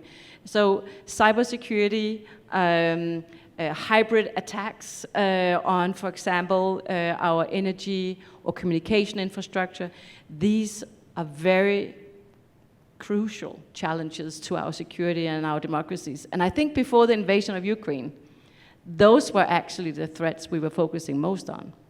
So this invasion has kind of drawn us back into the traditional security sphere, but I think you're right, we should not forget the other one, because we need to put a lot of energy, research, and manpower into understanding and countering those kind of threats. So I think today cyber and conventional threats are two sides of the same sheet of paper. You cannot divide them in any way, and there's sometimes a tendency to discuss, cyber as a separate area of security, and of course it can be, but you mentioned the electricity grid. I remember again back from the first part of the conflict in Ukraine in the 2014-15 time frame. There was a major cyber attack on an electricity plant in Ukraine, which I think was the first sort of real wake-up call also for Western countries and NATO allies to what could actually happen if you have a major cyber attack, which in effect was also had very sort of immediate physical consequences, of course. And coming back to today's events, of course, following what happened in the Baltic Sea this week, we have increased focus in Norway on security for our oil and gas installations. And actually, of course, it's about putting physical security out there. It's about making sure that the Navy patrol the areas and so on. But it's also, a lot about cybersecurity. Maybe is even more about cybersecurity than anything else, to a certain extent. If I just want to add, there is already a lot of collaboration going on these two themes, because we have two centers of excellency, one on cybersecurity, one on hybrid, and they both happen to be in the same region, one in Tallinn and the other one in Helsinki. So there is a lot of cooperation within the Western countries to tackle these issues, because it is no secret that there are mainly two state operators that are using these tactics to destabilize the global, what we now know like our multilateral system. And we have seen in effect that several, one referendum and several elections have been meddled with. So these are going into the core of our values, our democracy, and that's why it's a very important theme. Thank you.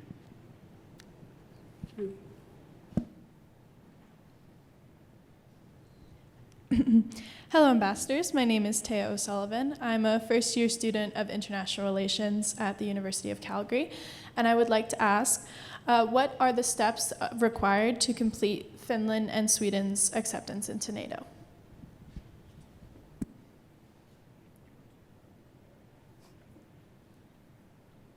We have sent in the application, and the first point is that all members of NATO should accept it. So we are waiting for Hungary and Turkey to ratify in their parliaments, and then they need to deposit the documents into the Washington, the State Department in Washington, because that's where, it has to be.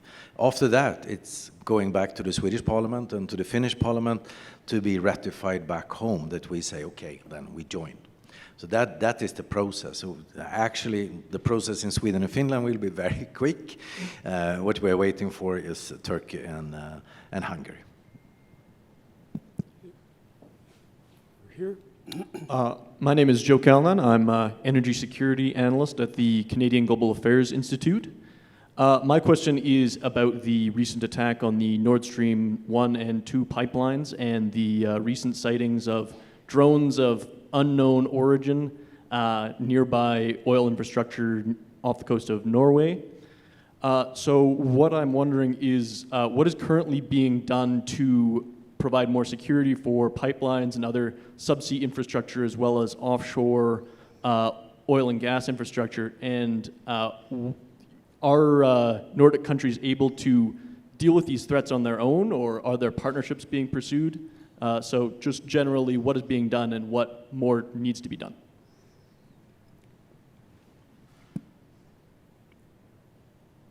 So, as I just said, as a part of my answer to the last question, of course, this is extremely worrisome, what has happened in the Baltic Sea, and for Norway, it means to definitely enhance surveillance and security connected with those installations that you mentioned.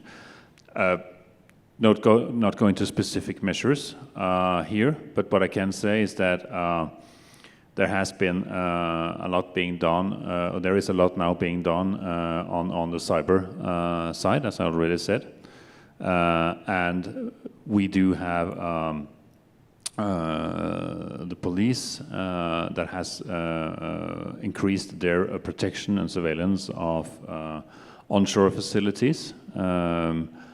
And when it comes to the offshore facilities, it's also important to be aware that the companies that operate those facilities do have emergency plans. They do have emergency responsibilities, and we see now that most of those operators are now putting much more into security, and they are heightening their preparedness and putting security measures in place as we speak offshore. And from the Norwegian side as well, we'll make sure to be much more present in the area and to surveillance the area. It's true, as you mentioned, there has been some worrying drone activity. It's been going on for a while, but it's been especially high in September. And of course, we do not know exactly where those drones come from or who controls them, but we can guess, and there's every reason for us to heighten preparedness and awareness, and we are doing so, but I will not go into any further details than I did just now. Maybe just to add, the explosions took place in the economic zone between Sweden and Denmark, but it is international waters.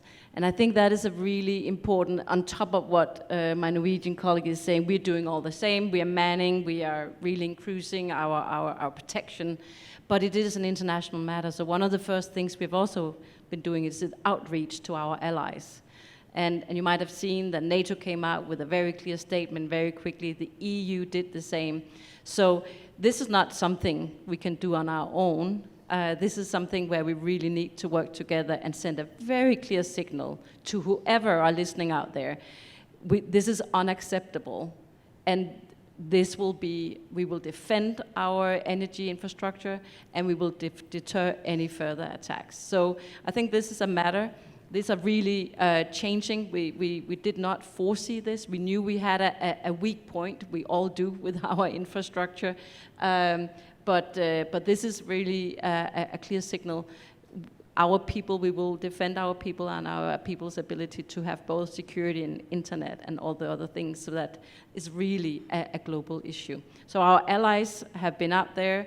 I can tell you the Canadian Minister of Foreign Affairs reached out to the Danish minister right away and said, Canada is here in solidarity, and this is an issue which is just as relevant for Canada as it is for the countries living right next to these pipelines.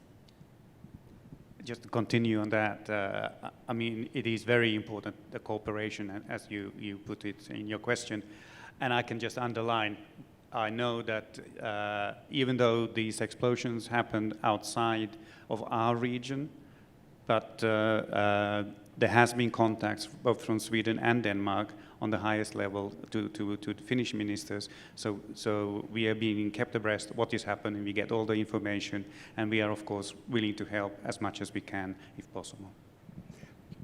We're starting to come to the conclusion of the formal session. I'm going to be asking each of the ambassadors for their concluding thoughts before we close off the formal aspect. For those of you who we did not get to that still had questions, we will have the reception. I invite you to bring your questions forward at that point in time. So, Ambassador, concluding thoughts. We'll start from my right. I will be very short. Tomorrow, it seems like Putin will announce, that these parts of Ukraine are Russian territory. And he will then come up, of course, with the idea that if Ukraine and we from the West are still supporting people in that areas that now is, according to Putin, Russian territory, they will consider that an attack on the Russian Federation. So watch out for tomorrow. It's a very decisive moment, I think. If we dare, so to say, from our parts of the world to stand up against this, or if we cave in. Tomorrow is going to be a really rough day, I think. So that's the new world we are living in, and it's certain times you need to take a decision if you stand up or if you back down.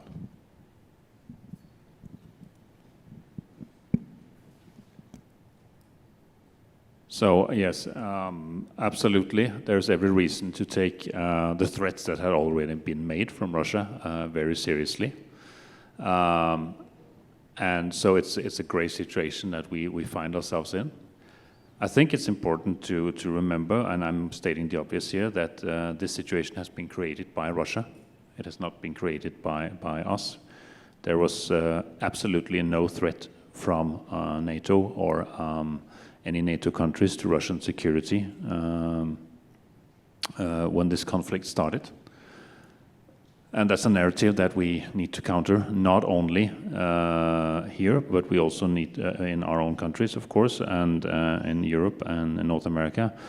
But it's a narrative that we need to counter elsewhere. So one thing we did not touch upon that I just want to mention at the end here is that it's very important, I think, for us as Western countries also to have close, good dialogues with our partners in other parts of the world, in the global south, and to make it clear that the deficits that we now see in deliveries of food and commodities out of Russia and Ukraine to a lot of countries comes from the conflict that was started and which is sustained by Russia.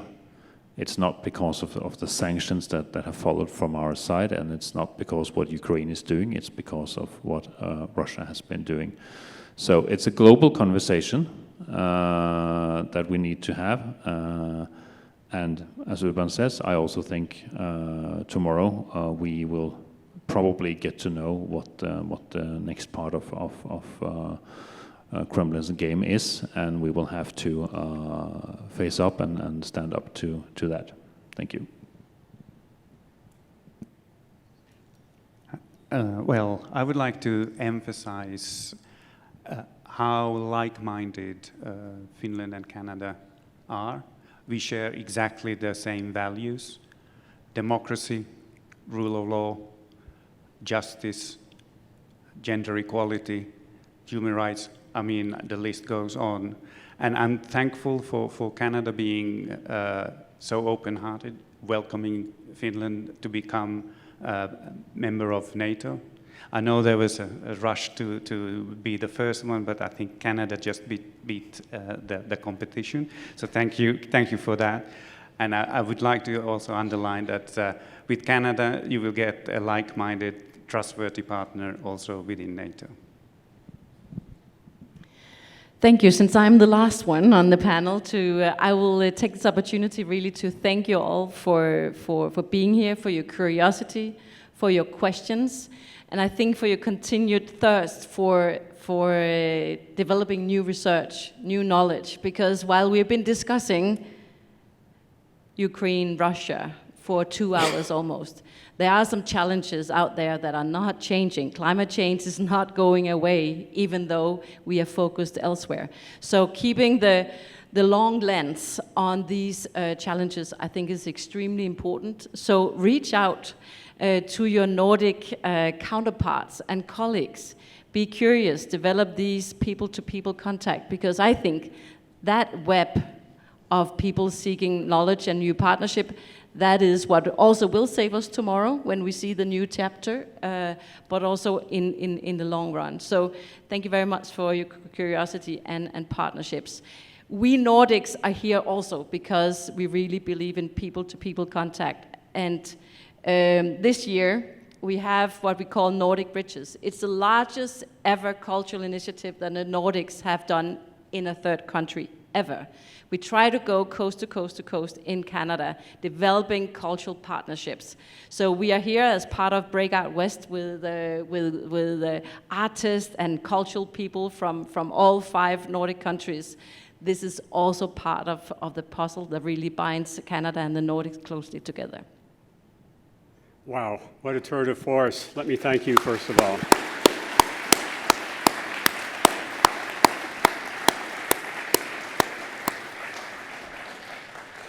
I know we've used up 2 hours. It feels like 2 minutes, given the richness that we drank from this fire hose of information.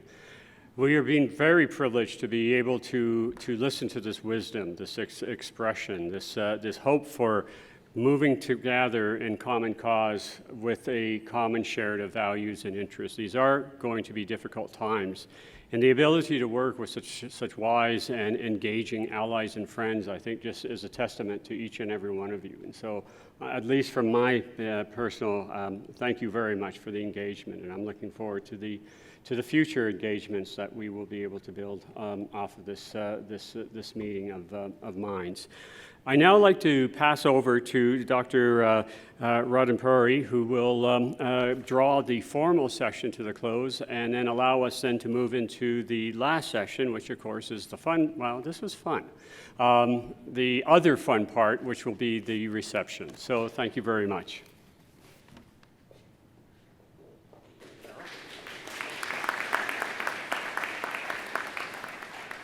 What an engaging and enlightening afternoon. Thank you so much, Dr. Hubert and ambassadors.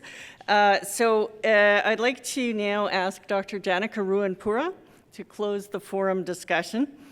Dr. Ruanpura is Vice Provost and Associate Vice President, Research International. He leads the University of Calgary's Global Engagement Plan, launched last year, after the university's first internationalization strategy had been successfully implemented under his watch. Project manager, project management engineer. He is also a past Canada Research Chair in the Schulich School of Engineering. This summer, Janica was recognized with the Top 25 Canadian Immigrant Award for 2022 for his positive impact on the community since arriving in Canada. Janica.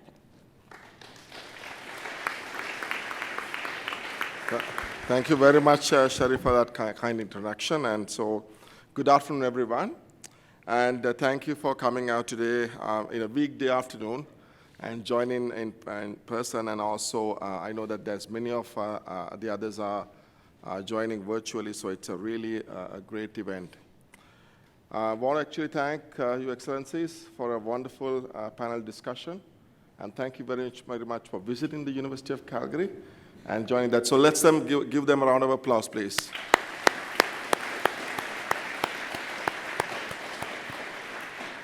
And also, our moderator, Dr. Robbie Hubert, as well as I wanted to sort of specially thank Honorary Consul for Finland, Judy Romanchuk, and the team, all the sponsors, and my team particularly for organizing this event. So again, another round of applause for all of them, please. It is my privilege to express gratitude on behalf of the University of Calgary for this overwhelming response we have received for this event. And if you look at from our perspective, between having the Arctic Institute of North America housed at the University of Calgary and being one of the Canada's top 5 research universities, we consider it our responsibility to ignite conversations about evolving world with the hope that providing a platform for these discussions will help spark ideas that will lead to shaping a better tomorrow and a more inclusive world. Part of the plan for shaping a better tomorrow for University of Calgary are our guiding strategies like the Framework for Growth. Our new Framework for Growth focuses on transdisciplinary scholarship, inclusive internationalization, future-focused program delivery, and deeper community partnerships at the local, national, and international level, with the diplomatic and consular community forming an important core component of the strategy. Through important and value-added partnerships with community organizations, consulates, and diplomatic representatives, the University of Calgary has been involved in numerous international events and cultural celebrations over the years and have been able to share experiences and understand each other's cultures and values. There are key goals in the university's current global engagement plan, intercultural capacity framework, and commitment to equity, diversity, and inclusion. And of course, one of the questions that was given to the ambassadors about developing a partnerships with the University of Calgary. So I'm going to warmly welcome that opportunity and say maybe there's an opportunity with the Nordic countries developing a strategic partnership with the University of Calgary, and we love to actually take that lead on that. So one of the key drivers and supporters of inclusive internationalization at the University of Calgary is our visionary leader and outstanding scholar, President Dr. Ed Macaulay. As you may know, earlier this year, President Macaulay was reappointed at the University of Calgary's President and Vice Chancellor for the second term. We are all privileged and happy and like it because our future will be brighter with Dr. Macaulay's leadership, and we look forward to continue to grow leaps and bounds under his leadership. Dr. Macaulay, over to you.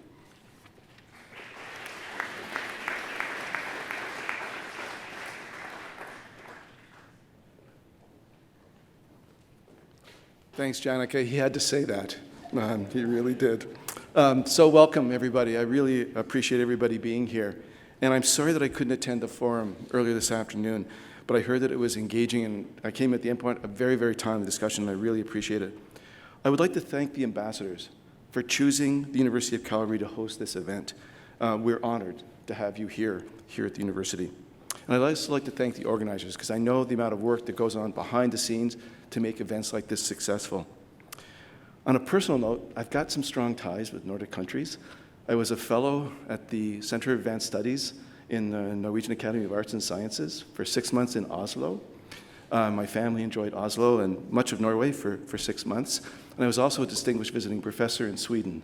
I know there's no competition. Oh, yeah, it is. But I can tell you,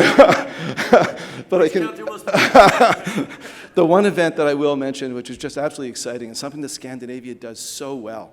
When I was at the University of California, I was invited with 10 other international scholars to, in essence, go to a remote field station in northern Sweden. And they invited 25 PhD students competitively from across Scandinavia to come and spend a week with the 10 scholars. We're from University of California, Yale, Berkeley, Stanford.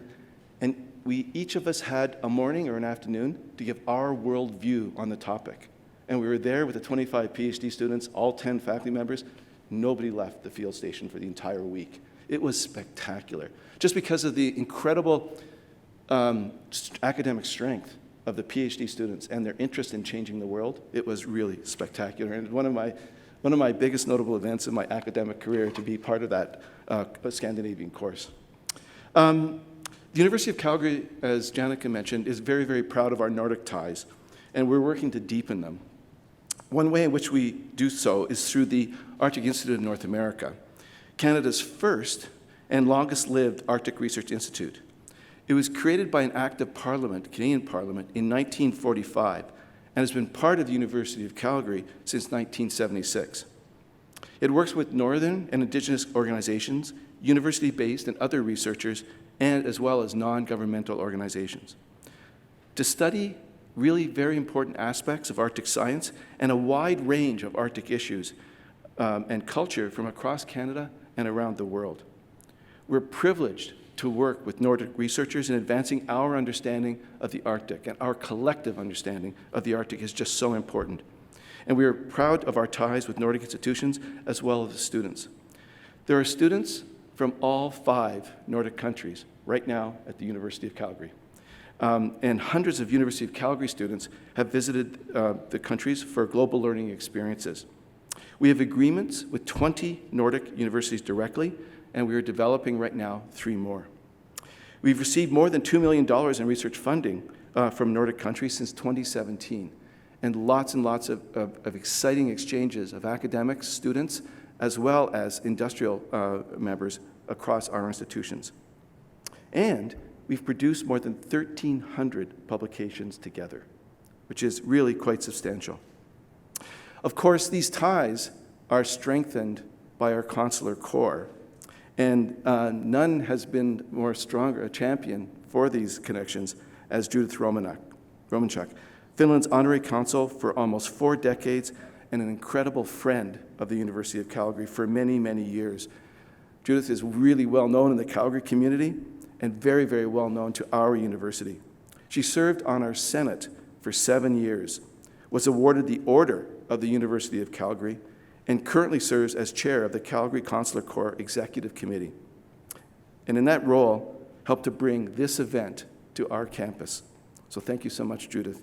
And I'd like to invite Judith now to say a few words to the delegation. Judith?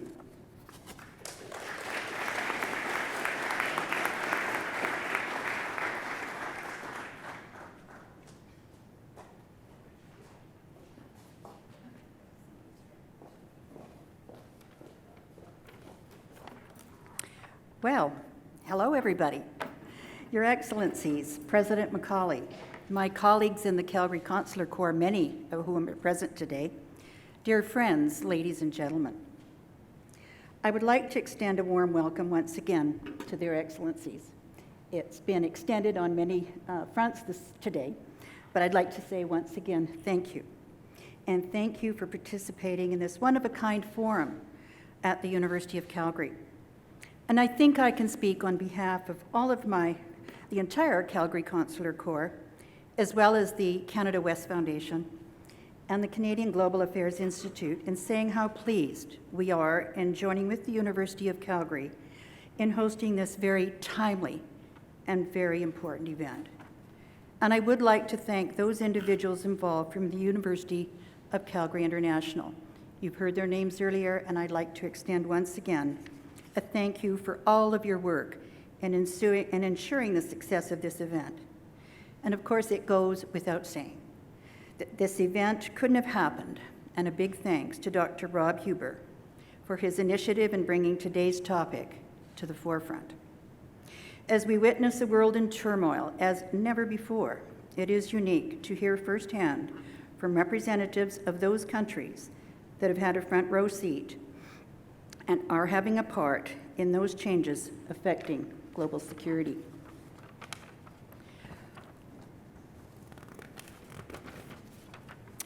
And I hope that this is only one, or perhaps the first, of many more future occasions where all 4 of us can collaborate on events that have had and will have such a broad appeal. And so thank you everyone for joining us today, and please enjoy the opportunity to meet and chat, mingle with our esteemed guests.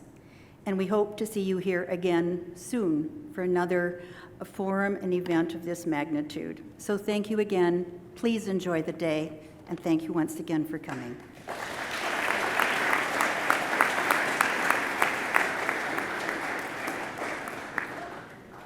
And oh, by the way, Dr. Macaulay, you're going to have to come to Finland.